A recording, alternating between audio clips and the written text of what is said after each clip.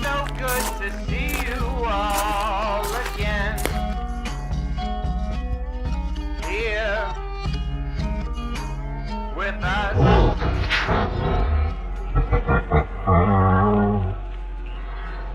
Don't be frightened. Look at this little scarecrow.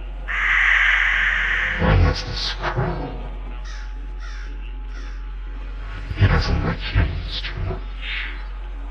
Now, take a while, sit down, and listen to the tales I have. Found a fun recipe on Pinterest.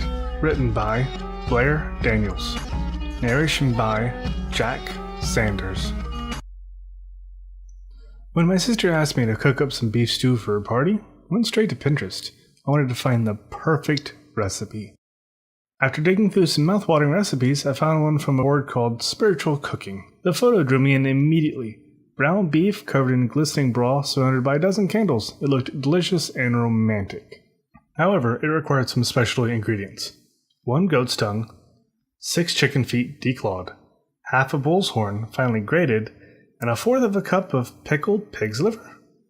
I figured I could all find them at the local butcher shop. The bells jingled as I swung the door open. "Hello? Anyone here?" I called. A man came out of the back, wearing a blood-smeared apron. "Aye. I'd like some goat tongue, please," I said with a smile. He stared at me blankly. We don't have that here. How about cow's tongue? It's fine stuff, just came in from the farm in Andover." I guess a substitution or two couldn't hurt. "Sure, I'll take a pound of that. Now let's see." I unfolded the list I printed out and began reading off the ingredients. Also need chicken's feet, a bull's horn, and pickled pig liver. He gave me a very strange look. When I got home, it was time to dump everything into the slow cooker. I chopped the tongue up into pieces, declawed the chicken's feet, and poured the broth on top. Then I read through the instructions. Cook on low for 6 to 8 hours. In the last hour of cook time, light a dozen candles and say the following incantation. Te invoco a pro fundis inferni. Now, I was tempted to skip that last step, but I know from experience how important it is to never, ever skip a step. The one time I did that with bread, I skipped one of the rising periods, and I got a loaf as dense as a brick. So I lit the candles and began to read. Te invoco a pro. The windows rattled and the ground almost seemed to shake. "Must be thunder," I muttered to myself. "Were we supposed to get a storm?" Apro fundis inferni.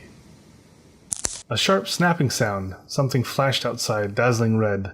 "I love summer," I said to myself. "Everyone's always setting off such gorgeous fireworks." I looked down at the piece of paper and continued to read. Inferni. The sound of somebody tapping against the glass door. "Oh, that Johnny can't get enough, can he? Sometimes my neighbor smells the deliciousness of my kitchen wafting into his backyard and can't resist asking for some." I smiled, holding the ladle, and skipped over to the door. "Oh, Johnny, wait till you try this." It wasn't Johnny. A black shadow stood outside the door, rapping furiously on the glass. It towered over me, its face contorted in a snarl, its eyes smoldering and red. 2 curved gray horns poked out from its skull. It boomed. I'm hungry. I dropped the ladle and screamed.